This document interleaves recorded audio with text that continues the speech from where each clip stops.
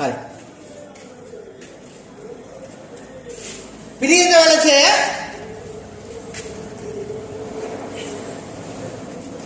රුපියල් 1000යි එන්නේ වාර්ෂික ඡය.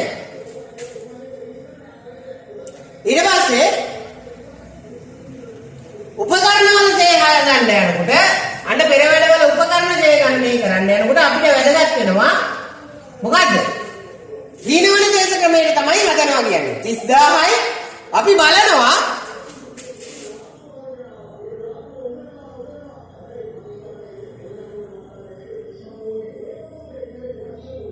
හරි. අපි බලනවා උපකරණවල ශේෂ පිරික්සුම තුල දැනට ෂෙයා කරපු ගාණක් තියෙන්න ඕනේ. මොකද 2018 කවද්ද අරන් තියෙන්නේ? 1.1. එහෙනම් 2018 වර්ෂයේ ෂෙයා කරපු ගාණක් තියෙන්න ඕනේ. නේද? අපි හොඳට ශේෂ පිරික්සුම තුල බලනවා දේපල පිරියත හා උපකරණ සමුච්චිත ඡය අඩු කිරීමෙන් පසු 75000ක් තියෙනවා. නේද? 75000ක් තියෙනවා. හරිද? දැනට තියෙන්නේ 75000යි. නමුත් ලේඛනයේ තියෙනවා 20000යි 30000යි 32000යි. එතකොට 20000යි 30000යි 32000යි කියන්නේ කීයක් තියෙනවද? 82000ක් තියෙනවා. නේද? ෂය අපිට වෙනම හඳුන්වලා දීලා පේන්න දීලා නෑ මේ ගාන. ෂය වෙනම හඳුන්වලා දීලා පේන්න දීලා තියෙනවද? නෑ. මතක තියාගන්න වෙනම දීලා නෑ ගාන.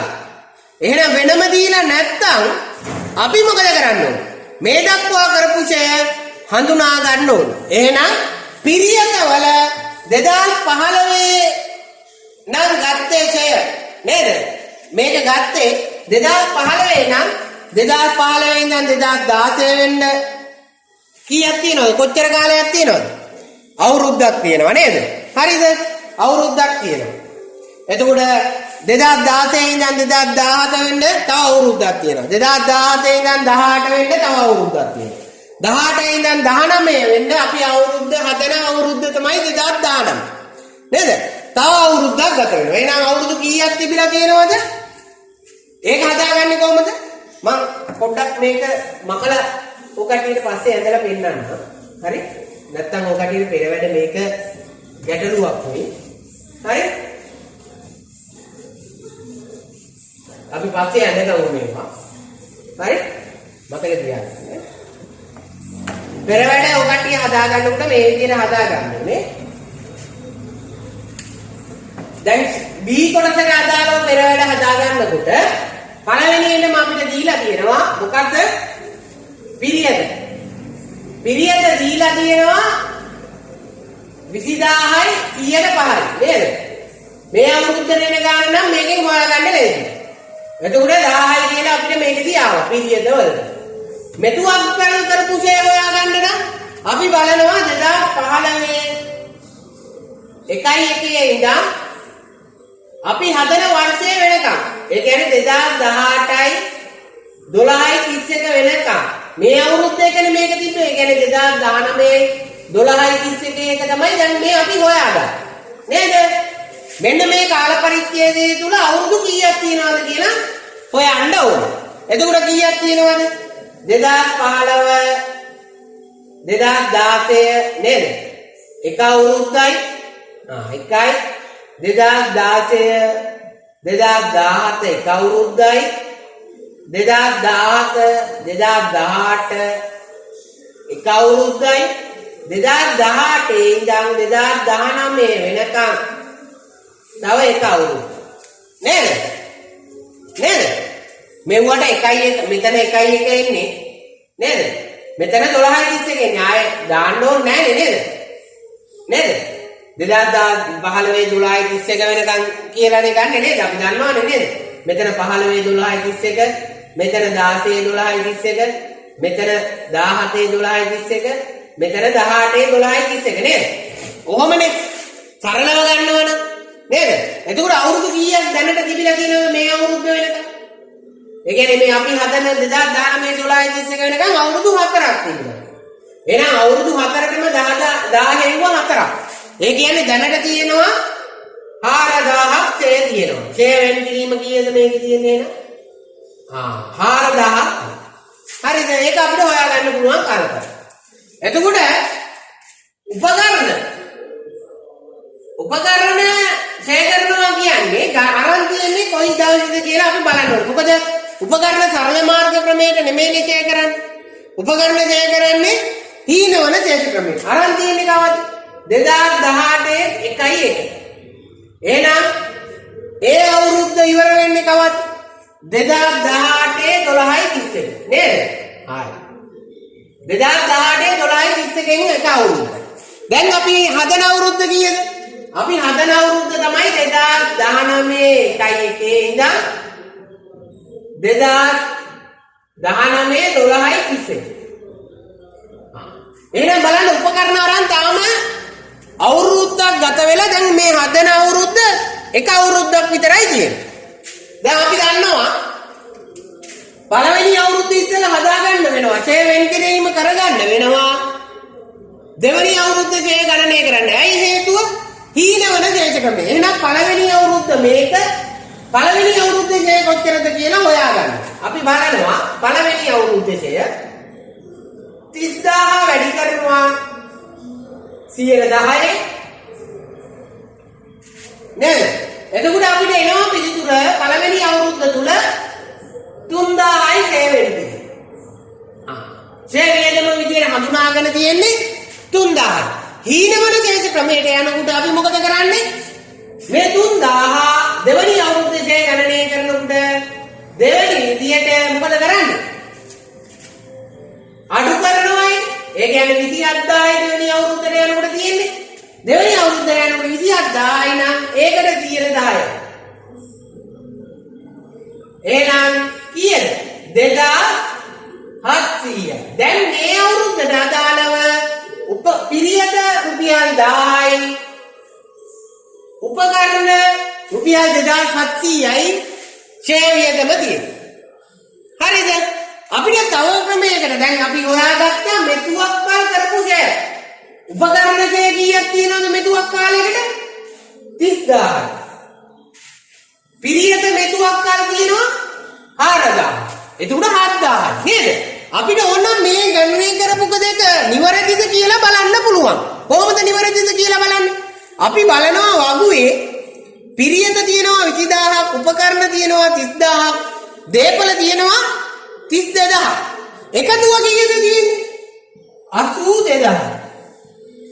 දැන් අපිට කියනවා උඩ ශේෂ පිරික්සුම තුල දේපල හා පිරියට උපකරණ සමුච්චිත ඡේ අඩු කළ පසු සමුච්චිත ඡේ අඩු කරනවා කියන්නේ මෙතුවක් කල් කරපු ඡේ අඩු කරනවා කියන්නේ මෙන්න මේ අවුරුද්දේ ඡේ ගණනය කරලා නැහැ කියලානේ කියන්නේ නේද?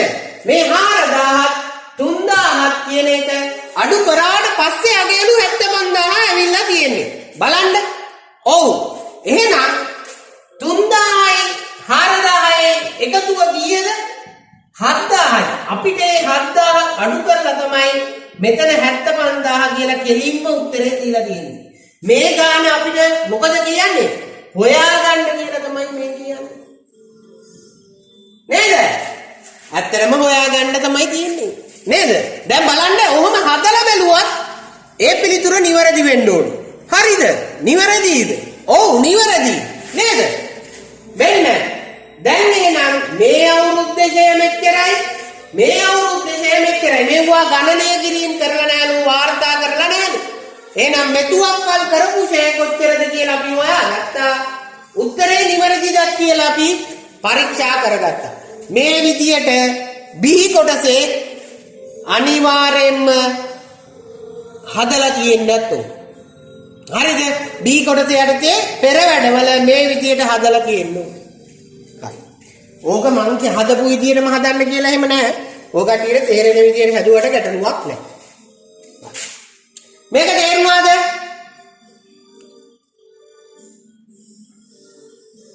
කාට හරි තේරුම් නැති කෙනෙක් ඉන්නවා නම් මයික් එක ඔන් කරලා අහන්න. හරි? තාම අපි වාර්තා කරන්න ගියේ නෑ එකක්වත්. අපි හොයාගත්තා විතරයි.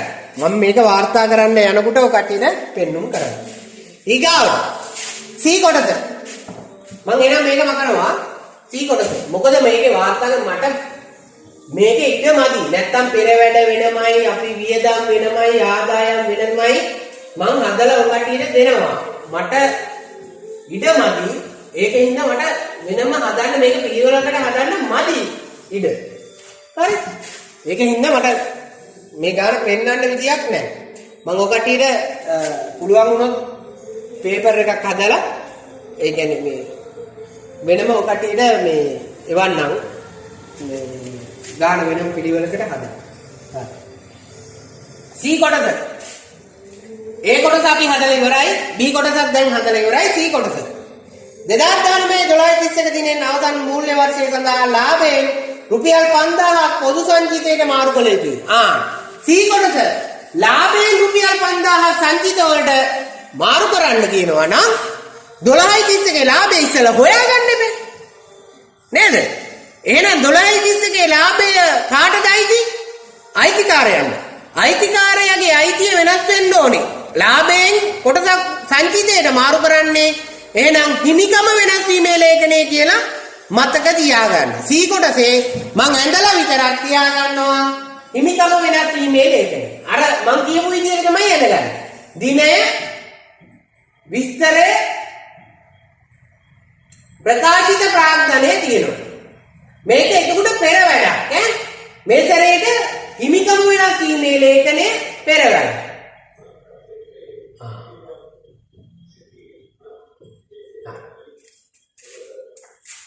ලාභය හොයාගෙන ඉන්න බෑ ලාභයෙන් මාරු කරන්න.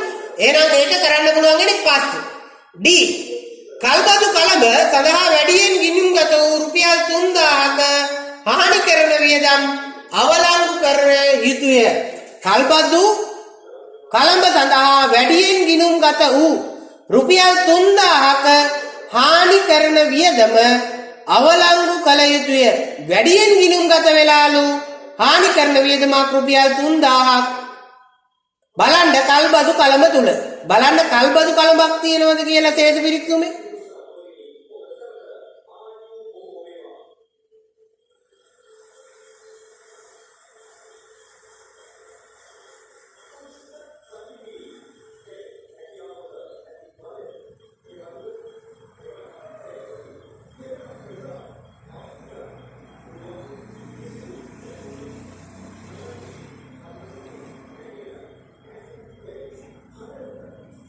දේපල පිළියෙත මූල්‍යවත්කම් තුල ලාභ හා අලාභ මත හඳුනාගත් අනිකුත් වද්දකින් හඳුනාගත් කල්බදු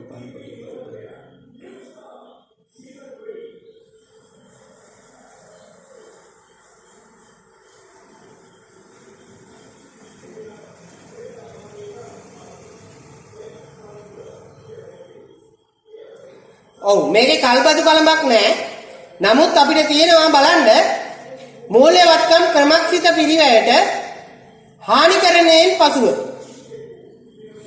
ඒ කියන්නේ මූල්‍යවත්කම් තියෙනවා හානිකරණයෙන් පසුව කියලා. බලන්න ඒකෙන් තමයි අපිට හඳුනා ගන්න පුළුවන් වෙන්නේ. කල්බදු කලඹක් නැහැ මේකේ නේද? එහෙනම් හානිකරන වියදම් වැඩියෙන් ගිණුම්ගත වූ 3000ක් හානිකරන වියදම් අවලංගු කරන්න ඕනේ. එහෙනම් බලන්න මූල්‍යවත්කම් ක්‍රමක්ෂිත පිරිවැයට කීයක් තියෙනවද? 2,50,000. D කොටසේ මූල්‍යවත්කම් තියෙනවා 2,50,000. අඩු කරලා කියනවලු හානි කරන වියදම්. එහෙනම් අයින් කරන්න කියනවා වැඩිපුර හානි කරන වියදම විදියට ගත්ත එක කල්බදු කලඹද වැඩිපුර හානි කරන්නේ රුපියල් 3000ක් අඩු කරලා වැඩියෙන් අඩු කරලා තියෙන්නේ. එහෙනම් 2,53,000ක් දක්වා මේක වැඩි විය යුතුයි. මූල්‍යවත්කම් 2,53,000ක් දක්වා වැඩි වෙනවා. ඊට පස්සේ අපි බලන්න හානි කරන වියදම් කියනවා රුපියල් කීයද? හානි කරන වියදම් කියනවා රුපියල් 3000 7000න් 3000 මොකද කරන්න ඕනේ? අඩු කරන්න ඕනේ. ඇයි? වැඩියෙන් අඩු කරලා නේද? වැඩියෙන් අඩු කරලා. එහෙනම් 7000න් 3000 අඩු කරාම උත්තරේ ලැබෙන්නේ 4000. හරිද? දැන් බලන්න මූල්‍ය වත්කම් හානිකරණයෙන් පසු එකේදී 250000ක් තියෙනවා. ඒකෙන් වැඩියෙන් අඩු කරලාලු තියෙන්නේ. එහෙනම් වැඩියෙන් අඩු කරලා නම් ඒකට වැඩියෙන් අඩු කරපු 3000 එකතු කරනවා. ඒ වගේම තමයි අපි හානි කරන වියදම කියලා හඳුනාගෙන තියෙනවා 7000ක්. ඒ තුල 3000ක් වැඩියෙන් වැය කරලා තියෙන්නේ කියලා කියනවා. එහෙනම් ඒ 3000 අඩු කරනවා. එතකොට මූල්‍ය වත්කම් ලැබෙනවා 253000 හානි කරන වියදම ලැබෙනවා 4000. හරි. දැන් බලන්න අපි ABCD කියන කොටස් සෙට් එකම කරලා ඉවරයි. C කොටස විතරක් ලාභය හොයාගන්නකම් අපි තියාගත්තා. මතක තියාගන්න දැන් ඊට පස්සේ අපි කරන්න ඕන නැත්තේ මේ ABCD කියන කොටස් ටික ඉවර කරාම ඒකේන ආදායම් වියදම් වෙනම හඳුනා ගන්න ඕනේ. ඒකේන ආදායම් වියදම් අපි ඇතුළත් කරන්න ඕනේ මේ ගානට නේද? හරි. එතකොට මම මේක ඉඳ නැති හින්දා තමයි මම ඒක පෙන්වන්න නැහැ කියලා කිව්වේ. හරිද? මම පෙන්නුම් කරන්නම් දැන් ඔය කට්ටියට කොහොමද අපි ඒක හඳුනා ගන්න කියලා. ඒ කොටසේ පෙර වැඩවල අපි මතක ඇති ඒ කොටසේ යටතේ බැංකු සැලසුම නේදුනේ. ඒ කොටසෙන් බැංකු සැලසුම හදනකොට මට මේක වෙනම හදලා පෙන්නුවා නම් කලින් හොඳයි. පෙන්වන්න ඉඩමදි හින්දා තමයි මම මේක මෙහෙම ඔය කට්ටියට මේ කොටස් 4 ලියලා ඉවර වෙලා පෙන්වන්නේ. හරිද? ඒ කොටසේ මම ඔය කට්ටියට පෙන්නුවා ව්‍යාපාරයේ පොත්වල ලියවිලා නැති අයිටම තියෙනවා. සේවා ගාස්තු තියෙනවා. කීයක් කියලාද? රුපියල් 5000. සේවා ගාස්තු අනිවාර්යයෙන්ම වෙනත් වියදම් යටතේ සේවා ගාස්තු කියලා අනිවාර්යෙන් වෙනත් වියදමක් ඇතුළත් වෙන්න වෙනවා රුපියල් 5000. ආදාය ප්‍රකාශය වියදම්නේ නේද? වියදම් 5000ක් තියෙනවා ඒකට. ඒ වගේම තමයි ලාභාංශ ආදායම කියලා අපේ පොත්වල ලියවිලා නැති එකක් තියෙනවා. රුපියල් කීයක්ද? රුපියල් 7000. ආදායම් ලියවිලා නැහැ. එහෙනම් වෙනත් ආදායම් නැති ලාභාංශ ආදායම කියලා වෙනම ලියන්න ඕනේ. 7000. ඊට පස්සේ බලන්න අපේ පොත්වල ලියවිලා නැති වැරද්දක් තව තියෙනවා. ලිපිටුවේ සැපයුම් කරුට නිකුත් කරන ලද 6000 වටනා චෙක්පත බැංකු පොතේ සටහන් විදිහේ 16000ක් වෙතලු. දැන් බලන්න අපේ බැංකු පොතේ ලියවිලා තියෙන්නේ මේක 6000 වෙනුවට 16000. එතකොට අපි ඒක නිවැරදි කරන්න මේ පැත්තට 10000ක් දාගත්තනේ. නේද? බැංකු පොතේ දැම්මනම් 10000ක් නිවැරදි කරන්න තව කොහෙද හරි 10000ක් බැර කරන්නම ඕනේ. බලන්න ශේෂ පිරික්සුමේ අවසානයේදී අපිට දීලා තියෙනවා අවිනිශ්චිත ගිණුමක්. අවිනිශ්චිත ගිණුමක් කීයද දෙන්නේ? හරදේශයක් කියනවා 10000ක. එහෙනම් මේ රුපියල් 10000 වැරද්ද අපි අවිනිශ්චිත ගිණුමට තමයි දාලා තියෙන්නේ. එහෙනම් අවිනිශ්චිත ගිණුම නිවැරදි කරන්න මොකද අවිනිශ්චිත ගිණුමක් ශේෂයක් අපි මූල්‍ය ප්‍රකාශන හදනකොට තියෙන්න පුළුවන් ද බැරිද කියන එක ඔය කට්ටියට ගිණුම ඒ පාඩම යටතේ මම කියලා දුන්නා. කවදාවත් ඒක තියෙන්න බෑ. එහෙනම් මේ බැංකුවට හර කරපු 10000 අවිනිශ්චිත ගිණුමට මොකද කරන්නේ? බැර කරනවා. ඒක අවිනිශ්චිත ගිණුමේ ශේෂය නිකම්ම නැති වෙනවා. නිකම්ම නැති වෙනවා. හරිද? හරි. එහෙනම් බැංකුවට හර කරපු 10000 අවිනිශ්චිත ගිණුමට තමයි බැර කරන්නේ. එහෙනම් අපි ලියමුන් නැති අයිටම ටික ලියලා ඉවර කරනවා. එතකොට බැංකුවත් අපි හදලා ඉවරයි. අවිනිශ්චිත ගිණුමත් නිවැරදි කරලා ඉවරයි. හරිද? හරි. එතකොට අපි බැංකු පොතේ ශේෂය තමයි කීයද පොතේ ශේෂය? 32000 තමයි කොහෙද ලියන්නේ? බැංකු කියන්නේ වත්තමක්. වත්තම් ලියන්නේ කොහෙද? මූල්‍ය තත්ත්ව විස්තරේ අනිවාර්යෙන් 32000 තමයි සටහන් වෙන්න ඕනේ. 9000 නෙමෙයි ඈ. 9000 එහෙම නෙමෙයි. කීයද ලියන්න ඕනේ? අපේ බැංකු පොතේ තියෙන ශේෂය 32000. එහෙනම් ඒ කොටසේ සේවා ගාස්තුව ලියන්න ඕනේ. ලාභාංශ ආදායම ලියන්න ඕනේ. ලිපි ද්‍රව්‍ය එක වැරද්ද නිවැරදි කරන්න අන්න අපිට තියෙනවා ශේෂ පිරික්සුම තුල 10000ක අවිනිශ්චිත ගිණුමක්. එහෙනම් බැංකුවට හර කරපු එක අවිනිශ්චිත ගිණුමට බැර කරනවා. එතකොට අවිනිශ්චිත ගිණුම නැති වෙනවා. බැංකුව නිවැරදි කරාට පස්සේ අපිට රුපියල් 30000ක ශේෂයක් එනවා. ඒක මූල්‍ය තත්ත්ව විස්තරේ වත්කම් යටතේ බැංකු පොතේ ශේෂය කියලා පෙන්වන්න ඕන නැති දැන් කීයද? 30000යි. සේවා ගාස්තු වියදම ආදායම් ප්‍රකාශය ලියන්නේ ලාභාංශ වෙනත් ආදායමක් වෙනත් ආදායම් නැති ලියන්න. දැන් ඕම් බලන්න ආදායම් ප්‍රකාශයට අදාළ දේවල් මම ලියලා තියෙනවා. එතකොට ඒ කොටසට අදාළ ටික ලියලා ඉවරයි. දැන් මම B කොටසට අදාළව හොයාගත්තා. ඔකටියක් දැන් හදලා ඇති B කොටසට අදාළව පිරියතය තියෙනවා වාර්ෂික පිරියතය රුපියල් කීයද? 1000යි. පිරියත සම්පූර්ණ ෂෙය තියෙන්නේ 1000යි. උපකරණ ෂෙය තියෙනවා කීයද? උපකරණ ෂෙය තියෙනවා 2700ක්. ඔකට හොයාගෙන තියෙන්නේ. එතකොට අපි ලියන්න පුළුවන් පිරියත උපකරණ ෂෙය කීයද දෙක එකතුව? වියදම් නේද? 2700යි 10යි එකතුව 3700ක්. මේ දෙක එකතුව වසරේ ෂෙය 3700. හරිද? ඊට පස්සේ අපි ඒකදී මම මේ ඉඩ මදිනින්ද තමයි ඔකට වෙන වෙනම අරගෙන මේ කියලා දුන්නේ. අපි දන්නවා පිරියත මේ දක්වා 4000 ෂෙය වෙන් කරලා තියෙනවා. ඒකට මෙතුවක් කල් සමුච්චිත ෂෙය නේද? ඒකට වාර්ෂික ෂෙය මොකද කරන්න ඕනේ? එකතු කරන්න ඕනේ රුපියල් 1000. එතකොට කීයක් එනවද? පිරියත වල දැන් මේ අවුරුද්දේ අවසානයේදී 5000.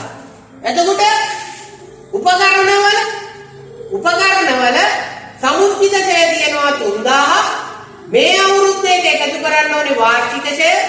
ඒකේ තියෙනවා 2700ක්. ඒ දෙක එකතු කරාම 5700. දැන් අපි බලනවා මේ දෙකේ එකතුව සමුච්චිත ෂෙය නේද? මේ දෙකේ එකතුව සමුච්චිත ෂෙය මේ අවුරුද්දේදී තියෙනවා කීයද? 10700. හරිද? මේක තමයි සමුච්චිත ෂෙය උත්තරේ. මේ අවුරුද්දේ අවසානයේදී. තවද 2019 12/31 අවසානයේ. හරිද? 10700. දැන් අපි දන්නවා දේපල පිරියත උපකරණ වල අගය කීයද? අපි අර ලේඛනයේ එකතු කරගත්තා කීයද තියෙන්නේ?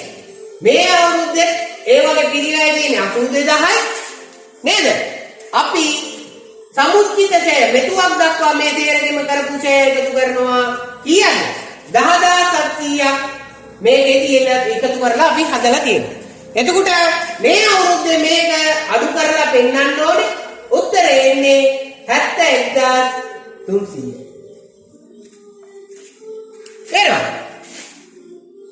තේරෙනවද? හරි 71300. හරිද? එතකොට මේක ලියන්නේ මේක තමයි දැන් අපේ B එකේ මේ B එක යටතේ B කොටස යටතේ පෙරවැඩවල තියෙන්නේ. අපි මේ 1000 හොයාගත්ත විදිය පෙන්නුවා. 4000 හොයාගත්ත විදිය පෙන්නුවා. 2700 හොයාගත්ත විදිය පෙන්නුවා. 3000 හොයාගත්ත විදිය පෙන්නුවා. දැන් මේ ටිකට වසරේ දේවල් එකතු කරලා සමුච්චිත ෂෙය හදලා දේපල පිරියතවල උපකරණ වල අගේ මෙතුවක් කල් කරපු ෂෙය අඩු කරලා මේ ගාන මේ මොනවද දේපල පිරියත උපකරණ කියන්නේ අපේ? ස්ථාවර වත්කම්. ස්ථාවර වත්කම් නම් ස්ථාවර වත්කම් කොහෙද ලියන්න ඕන නැත්තේ? වත්කම් යටතේ. ද්‍රවශීලතාවයේ වැඩිද අඩුද? අඩුයි. මතක තියාගන්න. අඩුයි. එහෙනම් ස්ථාවර වත්කම් වල අගය සේවන කිරීම වලින් පසු අගය කියලා ලියන්නේ කීයද? 71300යි.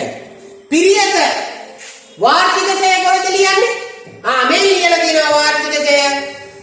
පිරියත වල ආදායම් ප්‍රකාශයේ උපකරණ වල ආදායම් ප්‍රකාශයේ දෙකේ එකතුවම දාලා මම 3700යි කියලා ලියලා තියෙනවා. තේරුණාද? ඔව්. එහෙනම් B කොටස හරි. මොන B කොටස හරි. හරි? මෙන්න මේක තමයි වැදගත් එක. මේක විතරයි ලියන්න බැරි උනේ. මේක ලියන්න අපි මූල්‍ය තත්ත්ව විස්තරය ඉඳගෙන ඉන්නේ නේද? හරි? අපි බලමු. ඒවත් ඇඳලා ඊට පස්සේ දාලා බලමු ඈ. C කොටස අපිට හදන්න වෙන්නේ ලාභය හොයාගත්තාම අපි D කොටස හදාගත්තා මතක ඇති. D කොටසේ මූල්‍ය වත්කම් කීයක් දෙන්නේ? 2.53යි කියලා දැන් ඔය කට්ටිය හදාගෙන ඇති.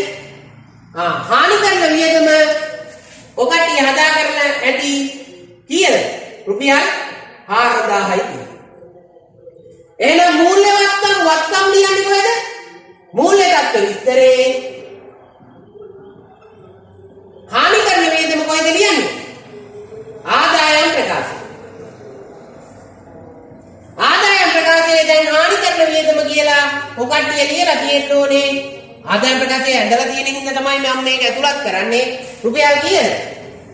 4000. තේරුණාද? ඔව්. එහෙනම් දී කොටසත් ඉවරයි. අපේ දාන දැන් ගොඩාක් දුරට හදලා ඉවරයි. අපි දැන් ඡේද පිටුමේ තියෙන පිටස් ටික මම දැන් අඳිනවා.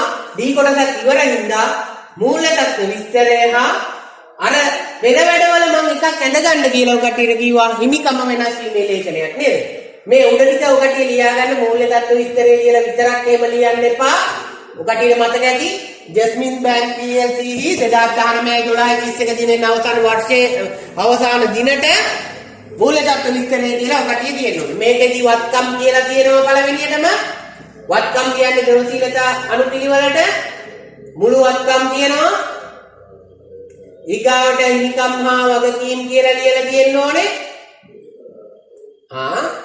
එතකොට පළවෙනියට වගකීම් යටතේ තියෙන්න ඕනේ මොනවද? ඊගාවට හිමිකම් යටතේ තියෙන්න ඕනේ මොනවද කියලා ලියලා මුළු හිමිකම් හා වගකීම් කියලා ඔකටිය තියෙන්න ඕනේ. හරි? හරි? දැන් වත්කම් යටතේ මම පළවෙනිම එකේදී ඔකට්ටියට ඒකෙදී බැංකු පොතේ කේදී දානවා. පළවෙනි රූලේ ඉඳ තියෙනවා. මොකද පළවෙනි රූලේ අතටි මුදල් ලියන්න ඕනේ මේ වත්කම් යටතේ.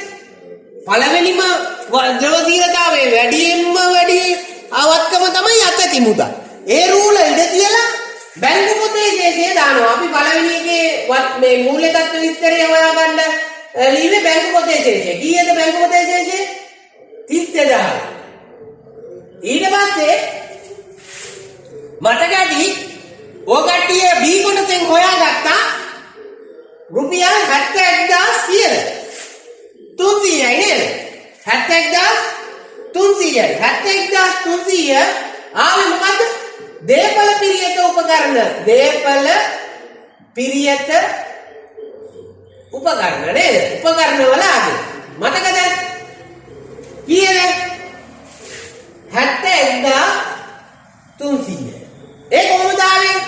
අර මතක ඇති 75000යි ශේෂයේ තිබ්බේ. මේ අවුරුද්දේ කීයද? 3700යි. 75000න් 3700 අඩු කරා නම් කීයක් දෙන්නේ? 71300යි. මේක ඡය අඩු කරපතු වගේ.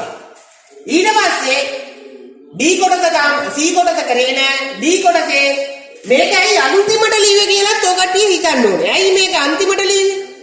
ද්‍රවශීලතා අනුපිළිවෙලට ලියන්නේ මැද තව වෙන වෙනවත්කම් ද්‍රවශීලතා අනුපිළිවෙලට ලිය වෙන වෙනවත්කම් තියෙන්න පුළුවන්. ඊගාවට D කොටසේ අපි හොයාගත්ත මතක ඇති මූල්‍ය වත්කම් නේද? හරි මූල්‍ය වත්කම් කියනවා මම බැංකු ශේෂයට යටින් ලියනවා හානි කරන වියදම් අඩු කළ පසු අඩුකලපතු කීයක් කියනවද?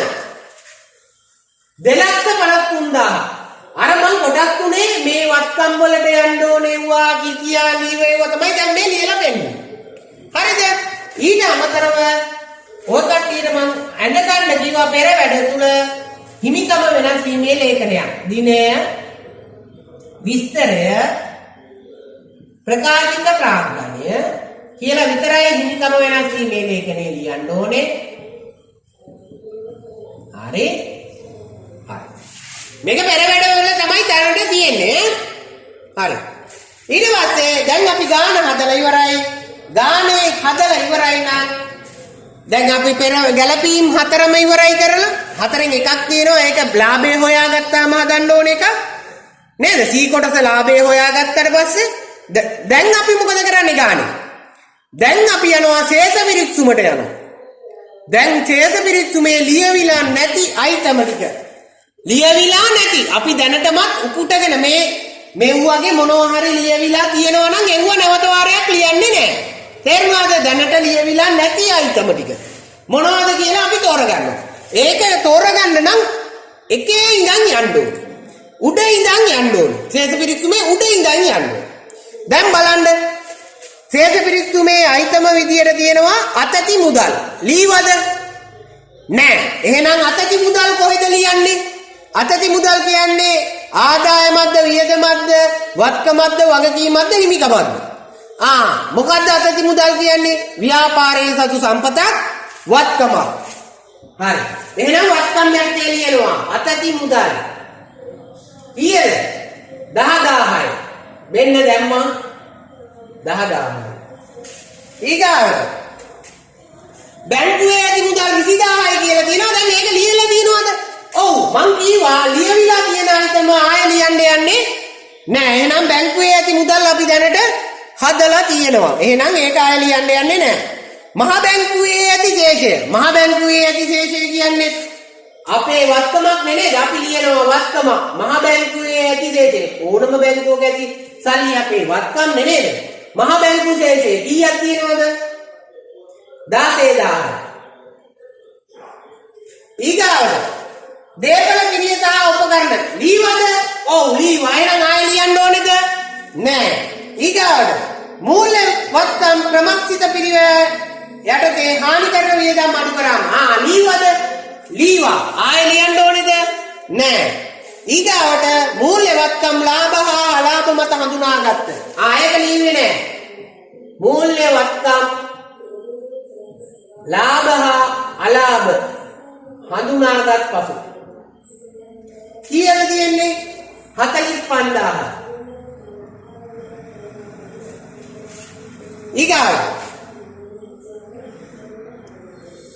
අනෙකුත් වත්කම්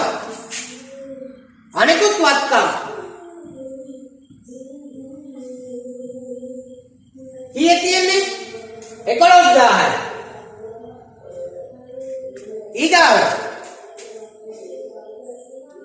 මූල්‍ය වගකීම් ක්‍රමක්සිත පිළිවෙලට. මූල්‍ය වගකීම් කොහෙද ලියන්නේ? වගකීම් වල නේද? මූල්‍ය වගකීම් 2,35,000. ඊගාවට මූල්‍ය වගකීම් ලාභ හා අලාභ හඳුනාගත්ත. මූල්‍ය වගකීම් ලාභ හා අලාභ ඔය කට්ටිය මෙව ලියන්න ඕනේ විදියටම 51,000. ඊගාවට අනෙකුත් වගකීම් 7,000.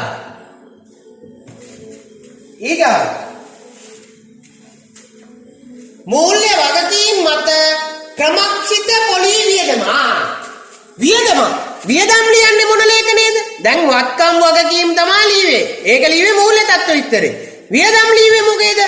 ආදායම් ප්‍රකාශය. එහෙනම් පොලී වියදම දීලා තියෙනව නේද? ක්‍රමක්ෂිත පොලී වියදම. අපි ලියලා තියෙනවා. ආයෙ ලියන්න දෙයක් නැහැ.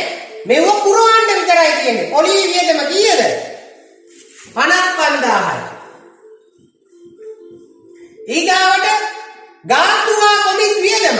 වියදම. දෙන්න අපි ලියලා තියෙනවා. මේ පුරවන්න විතරයි තියෙන්නේ. 12,000යි.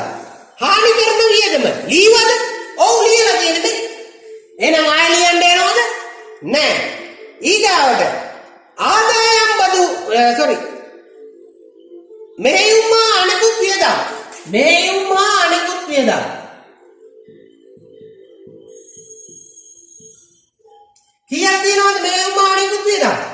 5000ක් තියෙනවා. මෙන්න. ඊගාවට ආදායම් බදු වියදම 4000යි. ආදායම් බදු දාලා තියෙනවද අපි ලියලා තියෙන්නේ. දැන් බලන්නකො. කොච්චර ලේසිද කියලා. මූල්‍ය වත්තම් මත කොමක්සිත පොලී ආදායම. පොලී ආදායම මෙන්න 90000යි. ඊගාවට ගාත්‍රා කොමිස් ආදායම 23000යි. මෙන්න ලියලා තියෙන ඒවා පුරවන්න තියෙනවා. ඊගාවට ප්‍රකාශිත ප්‍රාග්ධනය. අපි දන්නවා මේකේ තමයි කියන්නේ ශේෂය 12.31 කීයද? ප්‍රකාශිත ප්‍රාග්ධනය. ප්‍රකාශිත ප්‍රාග්ධනය රුපියල් 60000. ඊගාවට විවස්ථාපිත සංචිත අරමුදල. දැන් තමයි මේ හිමිකම වෙනස් වීමේ ලේඛනේ ලියන්නේ. විවස්ථාපිත සංචිත අරමුදල. දැන් ඇයි එහෙම ලියන්නේ? මේ තමයි හිමිකම් නේද? සංචිතයක් කියන්නේ මොකද්ද? අපි හදිස්සියක් වුණොත් තියාගන්න ප්‍රමාණය, මුදල් ප්‍රමාණය නේද? දැන් ඔය කට්ටිය බැංකුවක වැඩ කරනකොට ඔය කට්ටියගේ සංචිත තියෙනවා, සල්ලි සංචිත තියෙනවා. ඔව්. ඔය කට්ටිය හවුසට ඔය කට්ටිය ටෙලර්ස්ලා ඉන්නව නම් ඔය කට්ටිය දැකලා තියෙනවා රිසර්ව් එකට මාරු කරනවා නේද? රිසර්ව් කියන්නේ සංචිත. මතක තියාගන්න. හදිස්සියක් වුණොත් භාවිතා කරන්න තියෙන සල්ලි. රිසර්ව් එක. නේද? අපි කියන්නේ නේ සංචිත. එහෙනම් සංචිත කාටද අයිති? අයිතිකාරයාට. අයිතිකාරයාට අයිතිය අපි පෙන්වන්නේ හිමිකම වෙනස් වීමේ ලේඛනයේ තුල. එහෙනම් ඒකේ එක තීරු තමයි හදන්න ඕන. එතකොට මේක තියෙනවා ව්‍යවස්ථාපිත සංචිත අරමුදල රුපියල් කීයක් තියෙනවද? 22000. ඊගාවට පොදු සංචිතය යන්න අපිට අවශ්‍ය වෙනම එකක්. ඇයි? සී කොටසේ කිව්වා නේද? ලාභයෙන් රුපියල් 5000 අයින් කරන්න ඒකට කියලා නේද? රුපියල් කීයද? 13000යි. ඊගාවට රඳවාගත් ලාභය. රඳවාගත් ලාභය. ලාභයෙන් රඳවාගෙන කියන ප්‍රමාණය කීයද? 19.1 දිනට.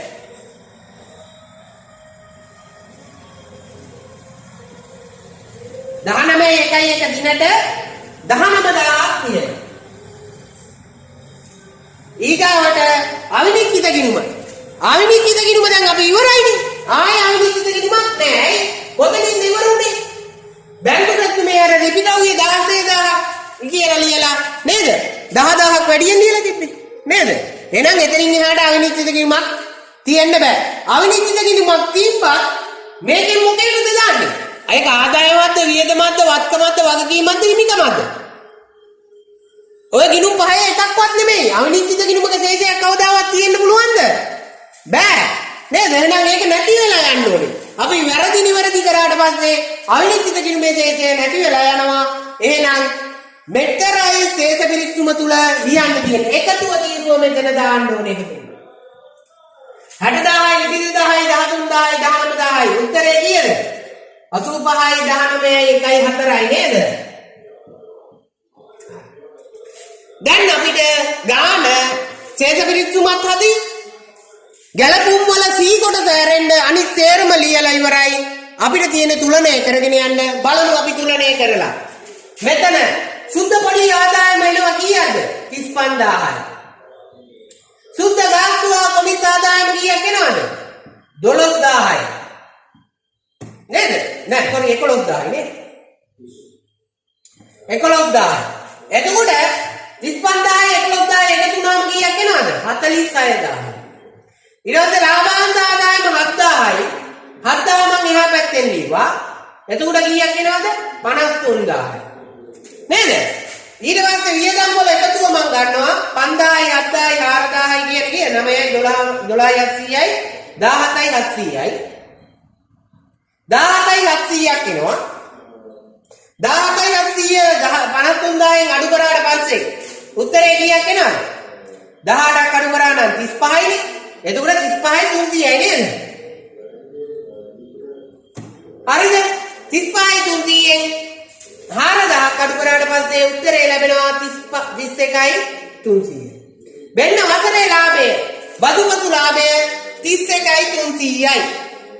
හරිද? හරි. වසරේ ලාභය මම කොහෙද දාන්නේ? ලාභය කාටද අයිති? අයිතිකරයාට.